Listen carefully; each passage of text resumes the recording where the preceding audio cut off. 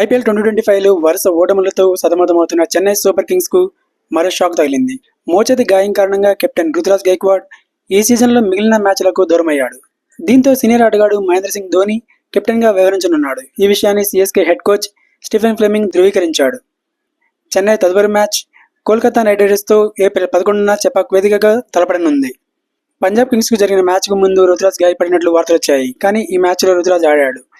ఈ సీజన్లో గైక్వాడ్ 5 మ్యాచ్లు ఆడి 150.62 స్ట్రైక్ రేట్తో 122 పరుగులు చేశాడు. ముంబైతో జరిగిన మ్యాచ్లో 26 బంతుల్లో 53 పరుగులు చేశాడు. రాజస్థాన్ రాయల్స్పై 44 బంతుల్లో 63 పరుగులు చేశాడు. మిగిలిన మ్యాచ్ల్లో విఫలమయ్యాడు.